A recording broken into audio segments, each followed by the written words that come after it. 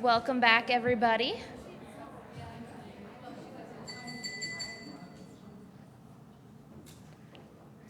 Hello.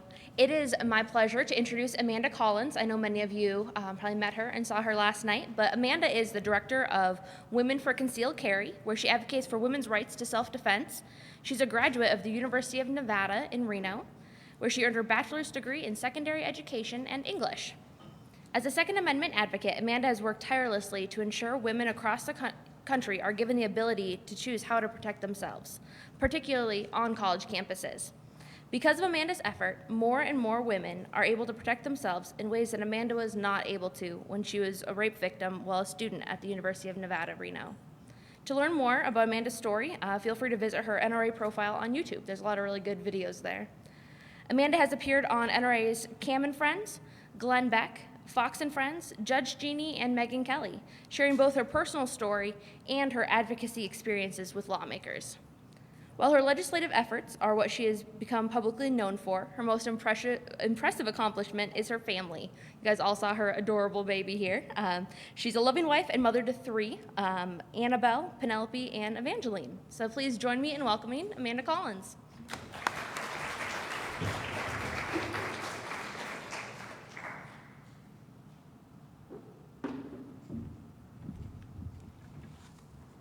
Thank you, Sophie, for that introduction, and thank you all for being here on a Saturday morning. It's an honor and a privilege to be invited here to speak again with the Policy Institute, and today I want to talk to you about some of the political climate pertaining to the Second Amendment. But first, I think we should visit just a little bit of our history as women, because a radical constitutional change that created a shift in our country's political and social climate was the ratification of the 19th Amendment in 1920, which granted women the right to vote. Consequently, the 19th Amendment gave women a voice that tends to tip the scale when it comes to social changes. The progressive liberal movement already knows the value of gaining the women's perspective, and it capitalizes on women unapologetically when it comes to needing an extra push to get an agenda passed or accepted. They are attempting to harness the woman's voice for gun control, and already have made some progress through various groups forming, sending us a message that as women and mothers, we are undignified if we choose to own firearms, that we cannot effectively use firearms, and that we have no business having them, and if we choose to have them, we have no business having our children in our home with us. However, as constitutionally minded women, we have an obligation to this country to use the voice that was given to us to protect our Second Amendment rights through education, critical thinking, and constructive discourse, because the power of willful ignorance can never be overstated. My involvement with preserving and advancing the Second Amendment rights came about in a way that may surprise most people. I didn't need a big aha moment like most women do to make the decision to own a firearm. I didn't need a catastrophic event to happen in my life for me to wake up and realize that I needed to be serious about protecting myself and my family. One of my earliest memories as a child is sitting on my father's workbench as he cleaned his firearm. It was his rifle, and I couldn't have been more than 3 years old. I was possibly even wearing a nightshirt, winding down for the night, and I most likely had ventured down to the basement to tell him I was ready for him to tuck me into bed, and he still needed to finish up the last bit that he was doing. And so I sat up there with him to just have a talk with Daddy. And he very matter-of-factly started the conversation with gun safety, and that's when I remember that conversation starting. However, I think it most likely began sooner. He told me what a gun was used for, that it wasn't a toy, no gun was ever a toy, and all guns should be treated as though they are loaded. He showed me the different parts of the rifle and explained what they were used for. And this conversation was continuous in our household for my sister and I, and we had a very healthy respect for the responsibility that came with gun ownership. I started practicing under his guidance at the age of 6. I shot competitively for my high school for 3 years. And throughout my life, my family reaped the benefits of my dad's enjoyment for hunting. We all know that the Second Amendment isn't about hunting. Rather, it is written for 3 main purposes: protection of tyranny, community protection, and self-protection. Self-protection is what I'll be focusing on mainly this morning with you. I fully understood the right and took full advantage of it. For my 22nd birthday, I asked my dad to please pay for my concealed carry class because I wanted to be an active participant in my self-defense, should the need arise. And the idea of not relying on anyone but myself for self-defense was not a foreign concept to me. When I was 5 years old, I remember playing a board game with my sister in her bedroom, and my mom came in and informed us both that we needed to be second-degree black belts to get our driver's licenses when we turned 16. And I was like 9 years old when I realized that that particular rule pertained only to myself and my sister and not for everybody. I knew my value as a human being, and I knew my life was worth protecting. And even with the 10 years of martial arts training, I understood that the one equalizing factor for me as a petite woman when faced against an opponent much larger than me was a firearm. I did everything I could to ensure that I would never be an unmatched victim. However, Nevada legislators have decided to draw an arbitrary line around the university campuses and to declare them a gun-free zone. So as a law-abiding citizen, every time I stepped onto the University of Nevada, Reno, I surrendered my Second Amendment right. And that very law that was meant to ensure my safety did one thing. And that is the reason why this very morning, 8 years ago, I woke up utterly hopeless and broken. The horrific scene that I had survived the night before was too much for me to fathom outside of a horrible daytime movie. And everything within my being had shifted, and all I wanted was to be the joy-filled woman I was the morning before. But the young woman that I was 24 hours prior would never again exist in the skin that I continued to be trapped in. I was legislated into being a victim, and the infringement of my Second Amendment right interrupted my pursuit of life, liberty, and happiness. October 22nd, 2007 was a typical Monday evening, and the only thing that seemed different for me was the midterm awaiting me at my class on the university campus. At 10 p.m.,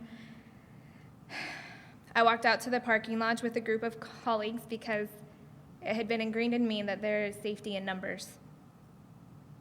I had parked in this particular parking garage because it was seemingly safer to park there, just a short walk across the way, than it was to park in off-campus parking and to have to walk that distance at night.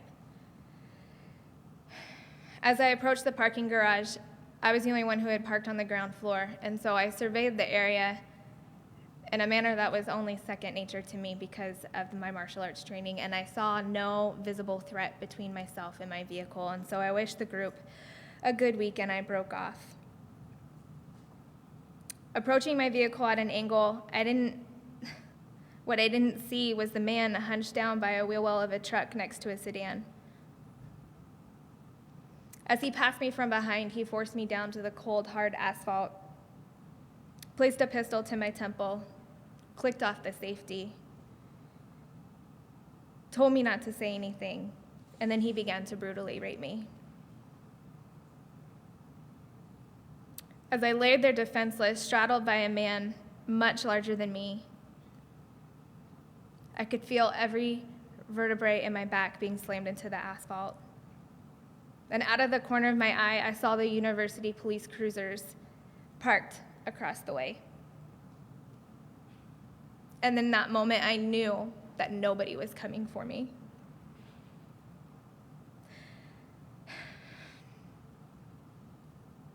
I could see in his eyes that he had the propensity to kill, and with my life hanging in the thread of a trigger pull, I wondered if this is how I was going to spend the last moments of my life before I met my Creator. And if I'm being perfectly honest, a big part of me was really hoping I was on my way to meeting Jesus, because actually, living after surviving such a horrible crime seemed impossible.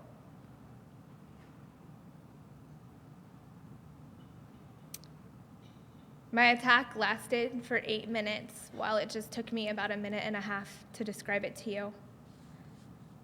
The woman I was before entering the parking garage that night wouldn't be the same woman driving out. There's no way around the fact that this was a defining moment in my life, but I had to make a choice about how this moment was going to define me, and I was adamant about not letting this be my defining moment. I'm not saying that it's been an easy journey. It's far from over. But I've learned that to be a survivor, I need 4 key elements on a daily basis. The first being my backbone. That's the core that everything goes back to. It's what strengthens me, it's what keeps me standing, it's what gets me up every day. And for us, our backbone needs to be something greater than ourselves. And for me, that's my faith in Jesus. Second, I needed a rib cage. And much like our body's purpose, the rib cage protects our vital organs. And it consists, that's my support system, of a few close, trustworthy friends, including my husband, and finding who I would allow into being my rib cage outside of my family, or my husband in particular, came with trial and error. Thirdly, I need a funny bone. I had to learn to laugh at myself and to not take myself so seriously. I had to get over myself. I'm not saying that I laugh about what happened to me. That's far from funny. But when the situation arises to laugh, I take full advantage of it. And lastly, I needed a wishbone. I had to figure out what I wanted to do with what had happened to me. And really, it's my wishbone that brought me here today, because I wanted to challenge the notion that gun-free zones are safe zones, because they are nothing more than false security at ensuring public safety. Also, I now have a desire to give hope of living a full life to other survivors and to educate the public about the devastating and lifelong effects rape has on the survivor and to change the cultural mindset around rape. The terror I felt in the moments during my attack continued to haunt me for the next 13 months, while my attacker remained at large in ways that only other rape victims or survivors can understand. In November 2008, the man who raped me was captured by the Reno Police Department, and the face that had haunted my nightmares for so long finally had a name: James Bila. He would later be convicted in district court for not only raping me at gunpoint in a gun-free zone, but for kidnapping and raping a second woman, and for the rape and murder of Breonna Dennison. To be honest, before my attack, I never really thought twice about having to leave my firearm at home. It bothered me, and I understand why I seem to be trustworthy or untrustworthy on campus when I seem to be perfectly capable of making sound decisions about my safety and the safety of those around me everywhere else in my daily life. But I'm a rule follower. And so I followed the rules, believing I didn't have a dog in the fight, so to speak. And I believe that nothing of this magnitude would have ever happened to me. I was a smart young woman who was aware of my surroundings, and I would have never let anyone take advantage of me.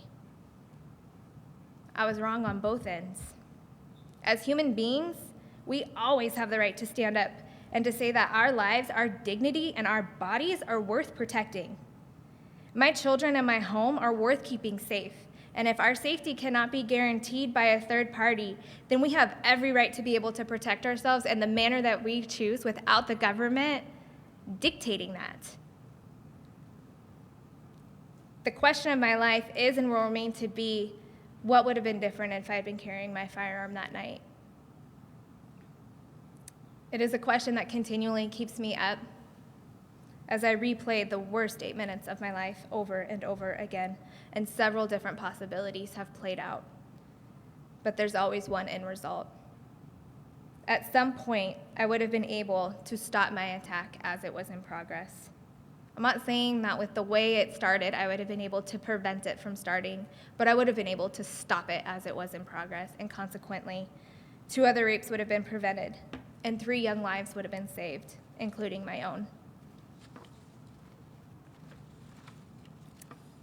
It's human nature to always brush these sad and unfortunate stories like mine off as that poor girl, until that poor girl becomes you, your friend, your daughter, or someone else you love trying to piece a life back together. I'm often told by people, well, your case is just so rare. Well, as I'm standing here before you today, consider most rapes go unreported, as did mine initially.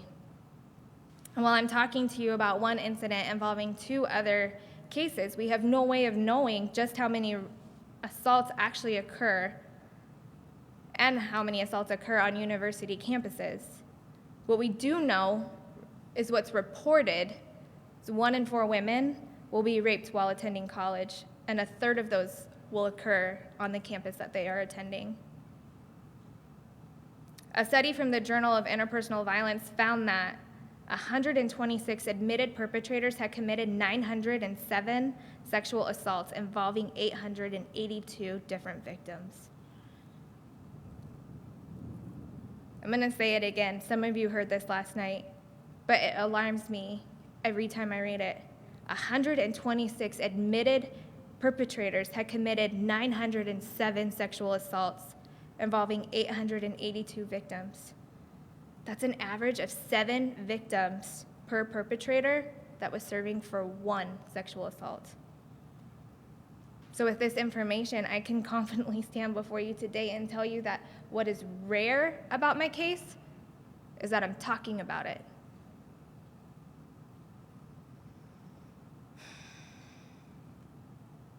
More often than not, the very first argument I hear for maintaining Roe v. Wade is, what if a woman gets raped? 4 short years after Roe v. Wade in 1977 in Coker v. Virginia, the Supreme Court ruled the sentence of death for the crime of rape is grossly disproportionate and excessive punishment and is therefore forbidden by the 8th Amendment as cruel and unusual punishment. The rapist does not take a human life. If we as a society really cared about women getting raped like the pro-choice movement claims, then the very first thing they would do is overturn Coker v. Virginia or Georgia. If we really wanted the government to stay outside of our bodies, then we would do whatever we could to equip women with the ability to prevent rape. Instead, we are told to somehow make ourselves less desirable to our raper by vomiting, urinating on ourselves, crying, telling him we have a sexually transmitted disease, because somehow owning a firearm and somehow owning a firearm and wanting to effectively defend ourselves is what's undignified. After Breonna Dennison went missing, the University of Nevada, Reno handed out these really handy whistles to all the co-eds. I was in a sorority, and we got a huge box on our doorstep so that we could put these on our keychains. And so that we could blow these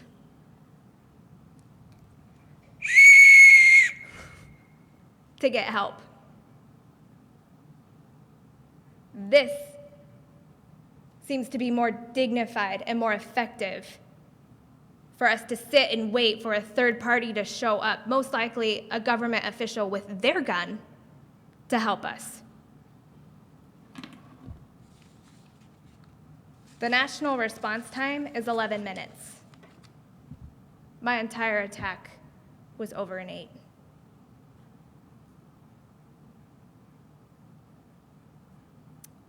The choice to participate in one's own self-defense should be left to the individual.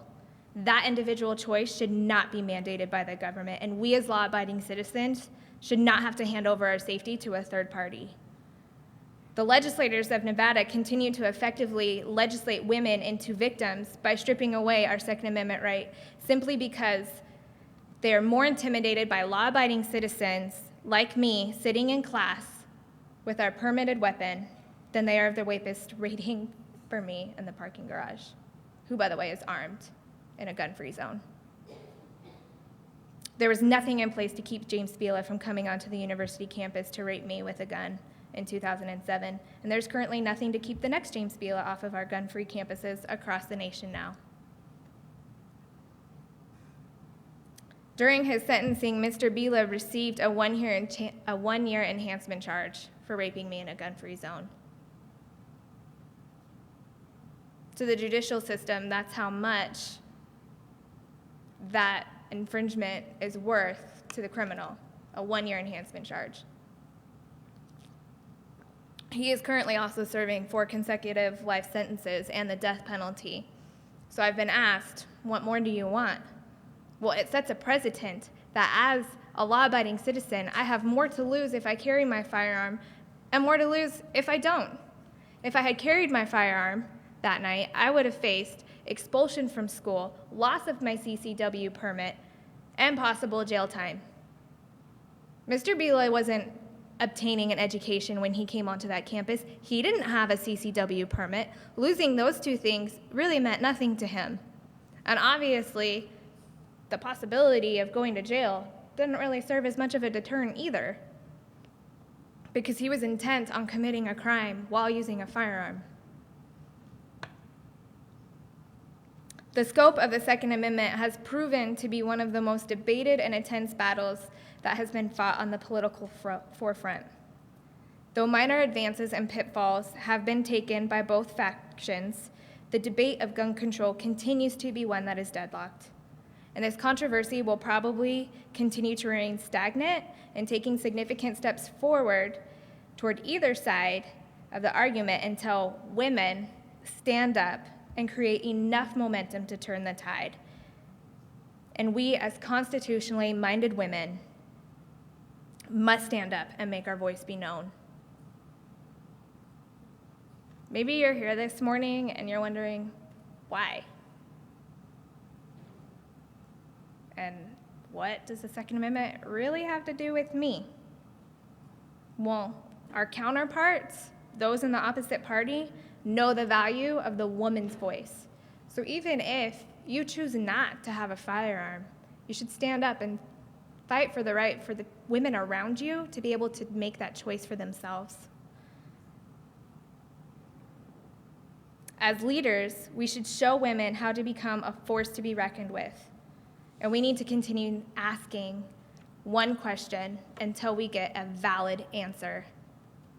How does rendering me defenseless protect you against a violent crime? I've been asking that question for the last 5 years, and I have yet to receive a satisfying response. Thank you.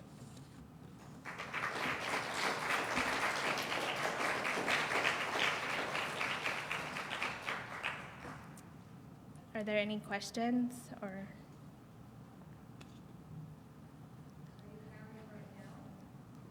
Well, I had to get on a plane, and I don't believe that there is reciprocity in Texas. So you do have to be aware of the law still if you choose to carry.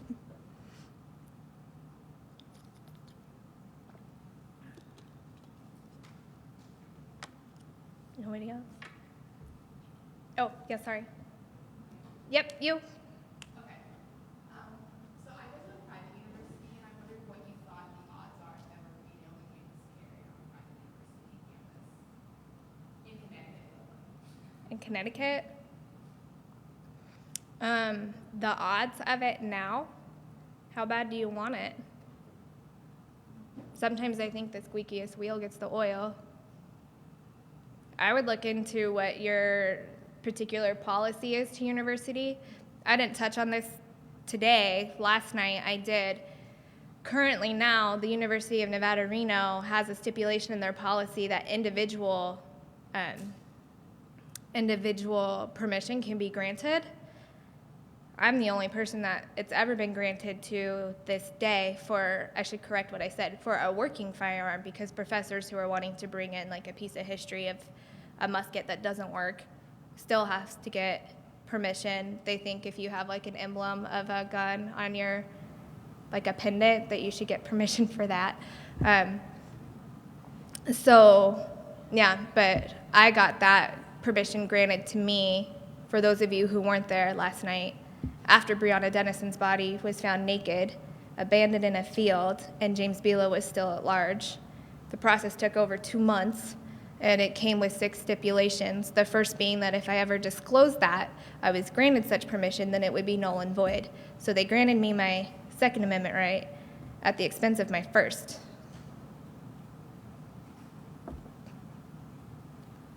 And why is it that I'm all of a sudden, like, my voice is,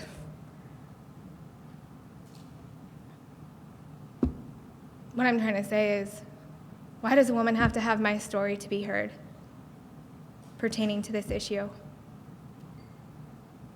It's asinine that I have to have my story to be heard and for it to give this issue validity. You all should be fighting, if you have been lucky enough to not have my story or to not be sexually assaulted. You should be fighting to maintain your story, because the odds are not in your favor. I am sorry, they are not. 1 in 4, that's what's reported. I think it's probably closer to 1 in 2, because everywhere I go, I always meet a handful of women that let me know that they've never told anybody but me. You should be fighting to maintain your story, and that should be enough.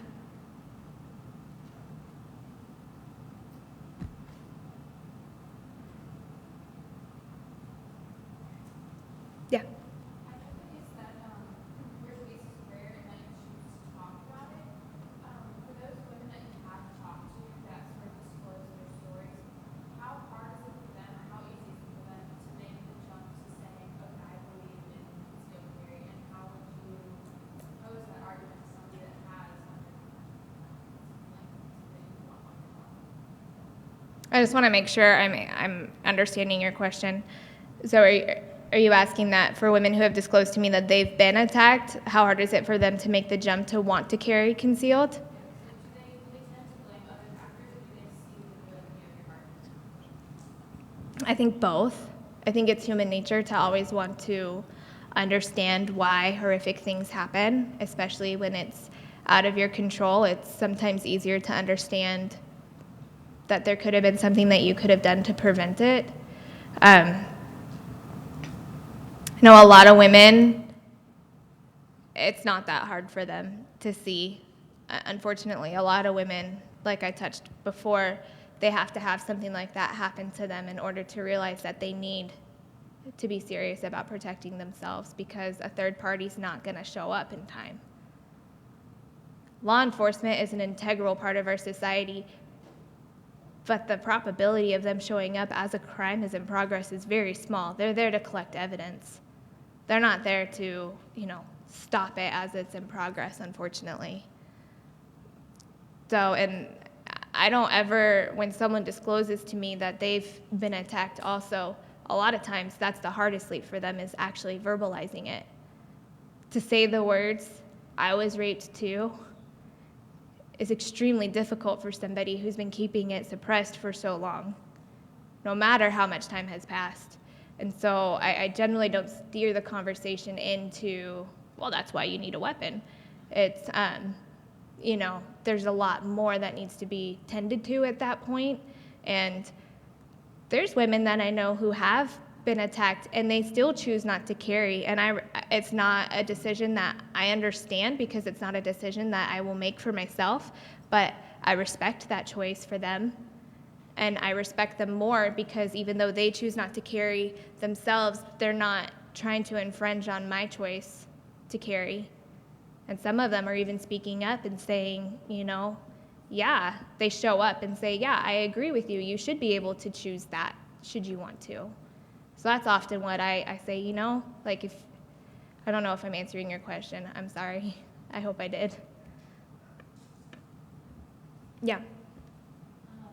Especially having daughters, what is your vision for the future as far as concealed carry and the way that... Oh, sorry. Since you have daughters, what is your vision for the future for them and for other women, just about the attitude towards concealed carry, and just sort of how it relates especially to women in the future. I think my vision for my daughters is that they'll be able to choose how they want to defend their bodies, no matter where they're at, and that it'll be acceptable.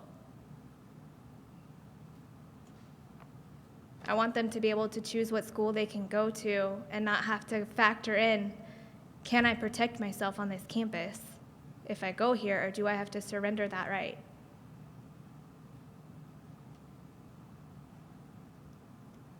Thank you. Over there, and then there. So in all honesty, I don't have a lot of knowledge about kind of the process that it takes to get a permit and what that looks like. And so I was just wondering if you can kind of give me some of the basics and how accessible this is to maybe people who didn't, like myself, I grew up with no guns in my town and anywhere around me. And so how accessible is this for people who are maybe just exploring this, and what does that process look like for people who maybe didn't have a father who taught them, and Right. family members or friends who are knowledgeable in this area? So, depending upon the area that you're in, I think that there's actually a lot of resources available if you know where to go looking. You can look up firearm instructors. I would encourage for you to start at taking some basic firearms training courses that will cover firearm safety, a lot of like what I got as a child. And to get yourself familiar with holding a firearm so that it's not so intimidating, and understanding how it works and what it all entails. And generally those classes will take you, a portion of that is actually shooting, so it's in a very controlled environment to make sure that everybody is safe, and that is what I would recommend. And then as far as obtaining a CCW permit, you need to take a class in the county that you preside in, and it will cover the law of the class. And then you often need to, depending upon the state that you're in, you're required to demonstrate a live shooting, that you are proficient in the weapon that you are choosing to carry on your body, which I think is good. You should be able, that is a responsibility, a big responsibility that should not be taken lightly. So you should be able to hit where you're aiming.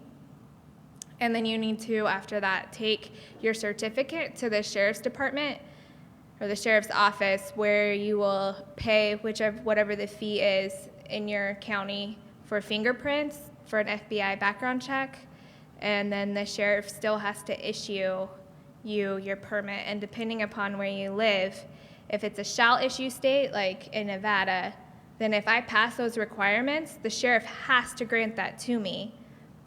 If it's a may issue state, then oftentimes it's at the discretion of the sheriff, and it just depends as to whether or not he's a fan of it or not. I don't agree with that. And also, it is always, people seem to think that, oh, if you have your permit, like it's so easy to obtain, but the class itself, like, it is not meant to teach you how to shoot your firearm. You should go in there knowing how to use your firearm. So that's why I recommend the basic courses first, and then even taking maybe some more advanced shooting classes to that end. Thank you. Yeah. I think you were next. Okay. Oh, no, you need the mic.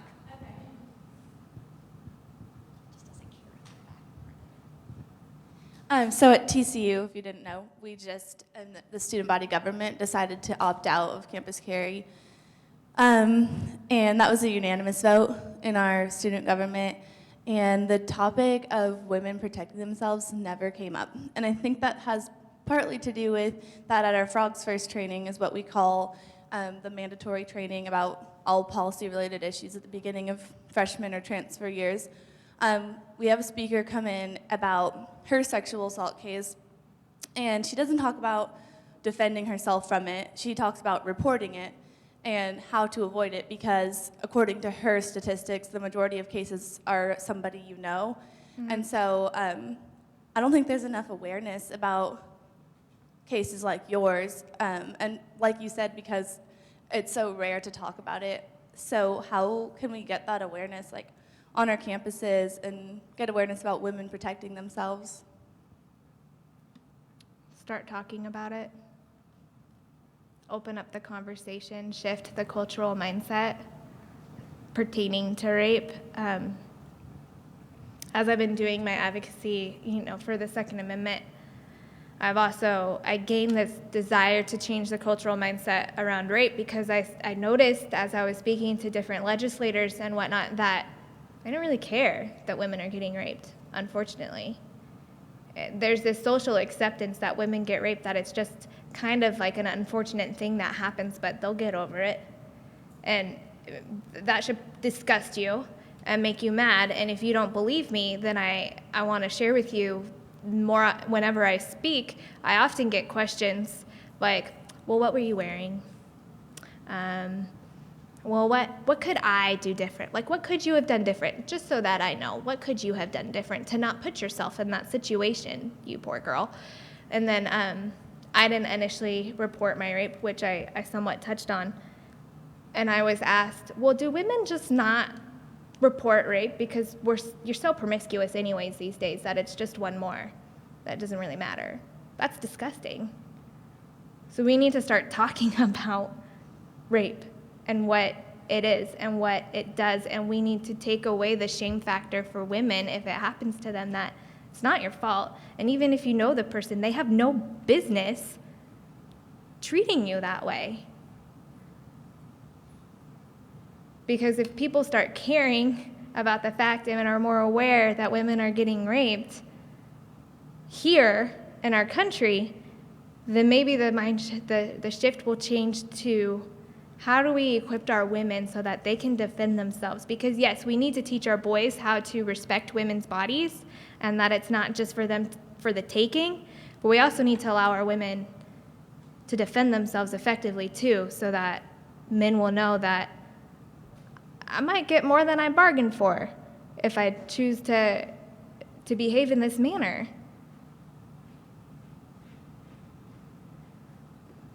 Yeah, and then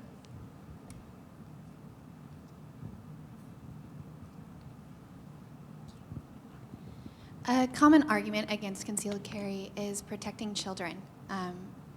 For example, in northern Idaho last year, there was a mom who had a concealed gun in her purse, and her 2-year-old shot her. Mm-hmm. How do you respond? You're both a mom and you have this story. How do you respond to that argument? I think to that end, I cannot imagine what that family is going through, and so I'm not going to pretend to know. And I don't know all the particulars about how that family decided to function with a firearm in their household. I carry because I am my 3 girls' first responder. I'm it. Someone wants to take my kid, they're going to have to get through me. And it's going to be a lot harder for them than they think.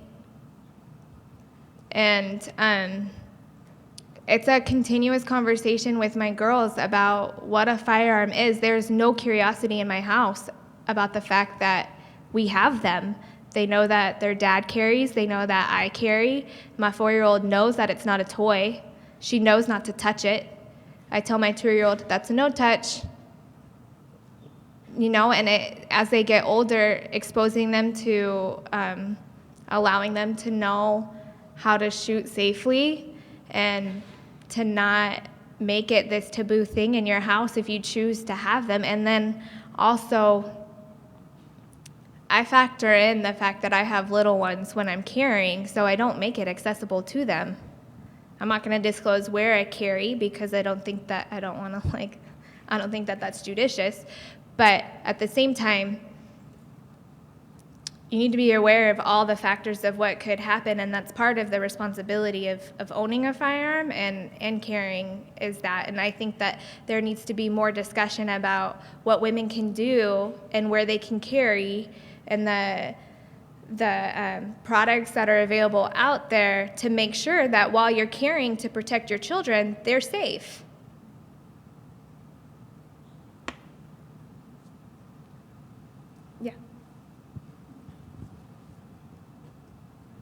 I don't mean in any way to trivialize your specific situation, which of course is bad for anyone, but I just think by the time I'm my age, I would warn college-age women and young men. There is an effort to disarm us, and you need to go back not just to what do males sometimes do. I happen to be pro-male, and I don't think they're all predators and they're all wanting to rape everybody, but that does happen, obviously. This is more about we have a constitutional right to defend ourselves, and you're not just defending yourself against what some young man might do, you're defending yourself against a government that is trying to overreach and take away your freedoms. And so the more they can create gun-free zones, that's another form of saying you don't have the right that the Constitution gives you. So I would just urge you, because at one time I was your age, and your generation is who they want to get you to think about, well, but what if this, and what if this mother had, of course it's horrible that a little child was killed by the mother's gun, but you can find all kinds of anecdotes, and we can't take away constitutional freedoms that keep you safe as an individual from a predator or from an out-of-control government that wants to disarm you. So go back to the Constitution, not simply interactions between what might happen to a young woman. Of course, that's terrible, but you cover all the bases. You're protected if you have the right to have a gun, but everybody doesn't have to do that. And you see all these situations where gun-free zones, who shows up? The guy with the gun. Because he knows you're fish in a barrel, that he just shoots at you and nobody's going to stop him. Yeah, thank you. I fully agree with that. Absolutely. And you touched on this a bit, and I think it's very important that we realize that what the government is doing currently is systematically just chipping away little by little, little by little. And what the progressive liberals now, they've even changed gun control to gun safety. Because if someone asks you in your class, well, are you for gun safety measures? And you say no, you look like an idiot to say, no, I'm not for gun safety. Well, of course I'm for gun safety. We should all be safe, but I'm not for systematically chipping away at our Second Amendment right until we have nothing left. So thank you for that comment. I fully agree with you. Yeah. Just to backtrack a little to what Julie was saying earlier, I was just wondering what your response would be to, I guess, the argument that says that, oh, many women are, like, if they are sexually assaulted, it is by somebody they know. And in that sort of situation, I guess people would question the effectiveness of a gun because they would say, oh, since it's a person, the woman is likely to pull the trigger. Does a man know that? Would he be any more deterred from behaving in that way because he knows that her personality, for example, may not, like, she won't shoot him because she knows him? Like, in that sort of situation, how would you respond? Even though I didn't know my attacker, people have told me that most likely he would have been able to take my firearm away from me. To which I know no. And two, that is the choice for the woman to decide if she wants to be able to protect herself in that manner. Standing before you today, even with the beautiful life I have now, I can tell you I would have rather died trying. And that's my choice to make.